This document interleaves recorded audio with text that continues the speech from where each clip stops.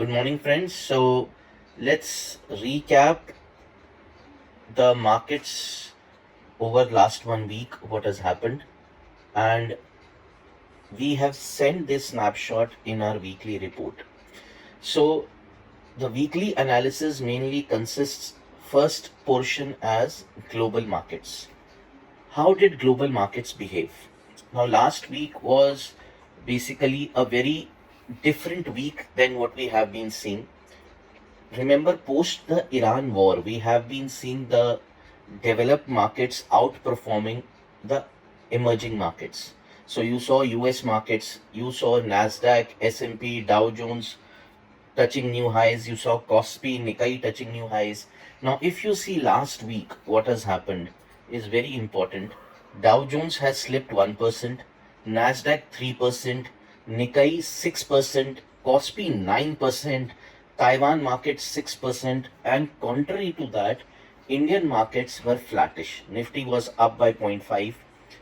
Bank Nifty grossly contributed by moving up by 1%. I'll come to the Indian indices, but what I'm trying to share here is that we are seeing one more round of profit taking on the chip market, chip makers, and that is why you are seeing Taiwan, Kospi losing big time. There's a sharp profit booking coming there.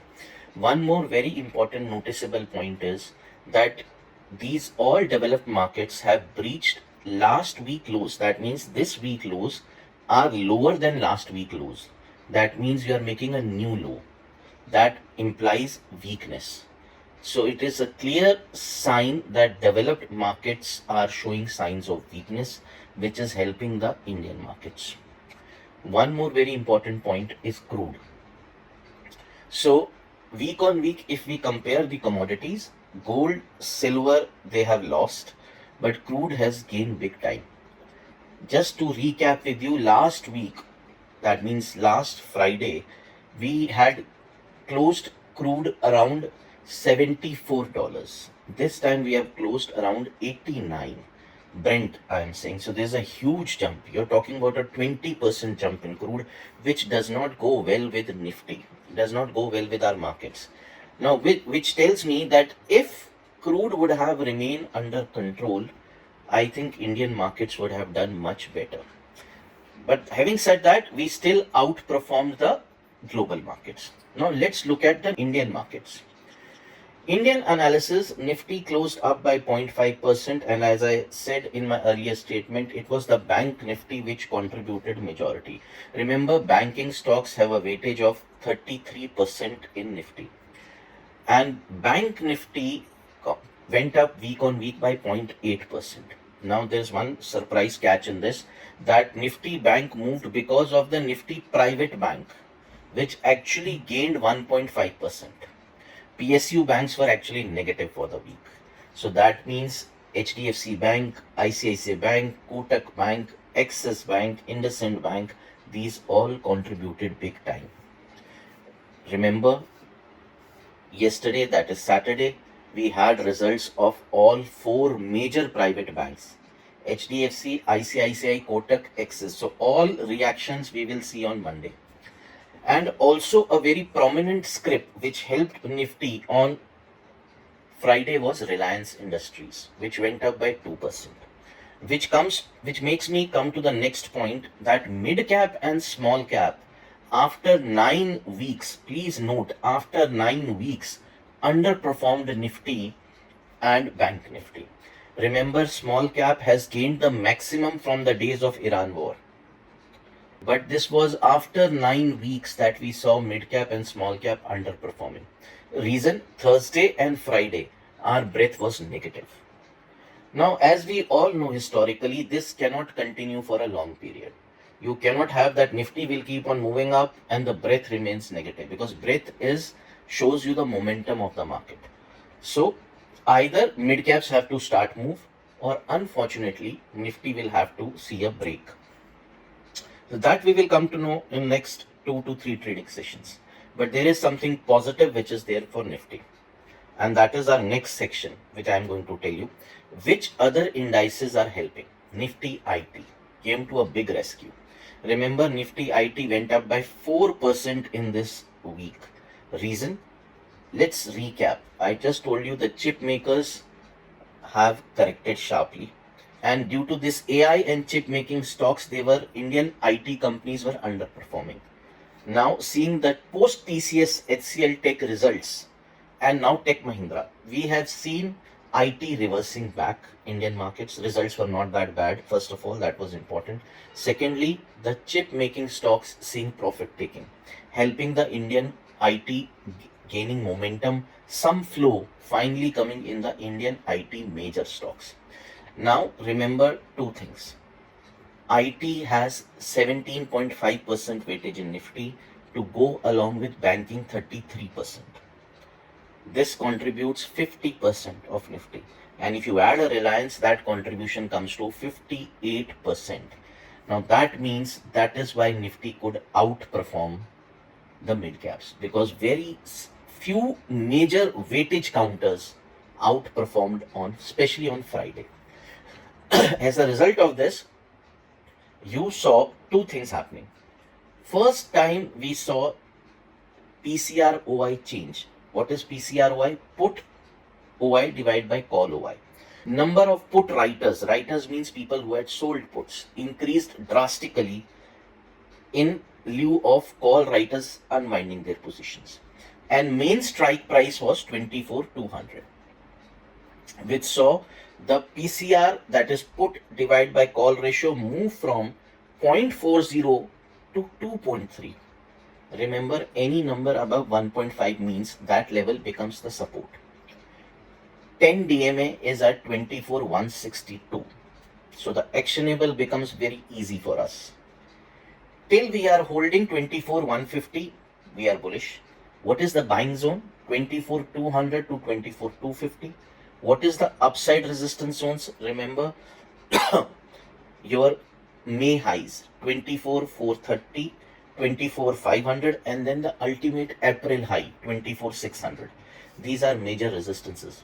Remember, if you cross 24,600, that means you have left the war behind. You have started living with the war. But it will not be easy. Let me tell you one thing, and I will come to my next section. Why it will not be easy? That is because of FIs. But remember the action point when it comes to Nifty. You have to buy. The range is 24,200 to 24,250, and your stop loss is 24,150. 24,200 has the highest put open interest now. Secondly, 24,160 is your 10 DMA. So please remember these levels. Before I go to FIs, let's recap once Bank Nifty also. Remember, Nifty Private Bank has closed above 28,000. That means now it is heading towards the all-time high, which was 29,245. And major contributor can be ICICI Bank. I'll come back to individual stocks. But why I'm saying ICICI Bank? Because it has finally closed above the quarterly highs. That we will discuss when we come to stocks.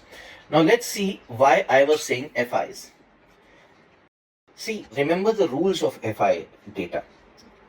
They are covering index futures. That's a very good sign. Double thumbs up, because that means in immediate short term, they don't see Nifty slipping. Remember, whenever they cover index futures, that means short-term buying is coming.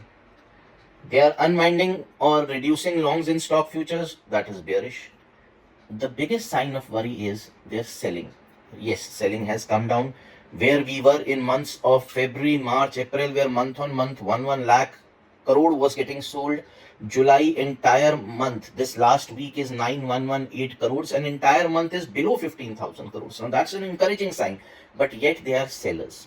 And history has always told us we have never crossed highs if FIs are sellers. DIs continue to support. Last week, in any case, they have pumped in around 10,000 crores. So FIs selling has been matched by DIs buying. This has been continuing over past more than now 10 months, and that continues. Remember, DIs give you support. FIs, when they pump in liquidity, you cross highs. So what is the right now scenario is they are covering index futures. So immediate short term, Nifty has strength and momentum. But can Nifty cross 24,600? Let me put my neck out, stick my neck out and let you know, unless until they start buying in cash, along with covering index futures, we will not be able to cross that level. It is historically proven. But there is one good sign which has happened. When DI is buying and large cap stocks are moving up, this is a good sign, because usually it's the FIs which pump in money and large cap starts to move up.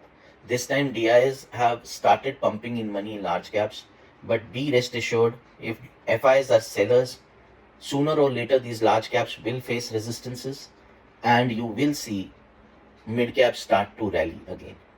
That is what actually should happen, because you need the breath to come back. As I said, negative breath is not a good sign for the markets. So overall, FI selling in cash means resistance at higher levels. So that coming week base is changed.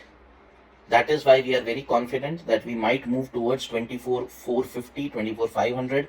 Remember, stop loss 24,150. Bank Nifty, private banks can move toward, the index can move towards all-time high. Now, if private bank index can move to all-time high, what will happen to Bank Nifty? Let's look at that. And let's look at some of the individual private bank stocks now. Let me tell you a few stocks which have given fresh breakouts. IndusInd Bank, ICICI Bank, Federal Bank, HDFC Bank. These are some of the stocks which have given fresh breakout. Now let me take you through one by one. HDFC Bank is very important for all of us for two reasons. One, it has the highest second weightage in Nifty post Reliance, but it has the highest weightage in Bank Nifty also. Remember the broader range for HDFC Bank of not today. I am giving you a range of last 10 months. 760, 750 on the downside, and we have not crossed 840 on the upside. Just imagine, the highest weighted stock has not even moved 5% either side. That has been the problem. Can this time HDFC Bank cross 840? We'll all have to wait and see. But the data is suggesting that there's a lot of put writing which has happened at 780 and 800. So till the time it holds 780, you're trading positively in HDFC Bank. But I am more inclined towards ICICI Bank. Remember, I'm not a fundamental analyst, so I can't comment on the results. But ICICI Bank, there's huge put writing at 1400. And as I said, it has closed at a new quarterly high. This is the bank which can move to all-time highs 1500. Federal Bank has given a fresh breakout. It was, remember, our top rollover pick this month. So it has given a fresh breakout, all-time new highs, ready for further 8 to 10% move. IndusInd Bank, I'm very impressed with the way 980 and 1000 put writers are adding position. This is one more bank which can move to 1060, 80. And last joker in the pack can be Kotak Bank. Remember, it has been underperforming. Friday, there was buying. Was somebody expecting good results? I don't know. We will see the reaction on Monday. But Kotak Bank is one more bank which can move from here another 4 to 6%. So I'm fairly confident that private banks can do good. PSU banks, this small issue, they have not been able to perform. But I would be watching the leader very carefully. That is State Bank of India. It has closed at 1040. Remember, if it crosses 1065, it will start zooming towards 1135. That's a technical resistance. So just remember these levels, right? This is for Bank Nifty. And if these things happen and private bank does goes to all-time high, just note down the levels of Bank Nifty. 57,800, 58,200. This is the zone of buying. Stop loss is 57,500. If it crosses 58,600, which is just 200 points away from here, I am sticking my neck out and giving you a target of 1000 points rally. That is 59,600 to 60,000. So let's get prepared ourselves for Monday reaction. 4 big results. Can Bank Nifty surprise by crossing 58,600 and sustain, and be ready for next 1000 points rally? Remember, Bank Nifty 1000 points up. IT giving good indications. Why can't Nifty move to 24,600? So let's stay positive. Second, what we do as always, now let's go to the last section of our weekly report. We do a complete analysis of Nifty 500. Big broad index covering 500 good quality companies. We do a two-way analysis.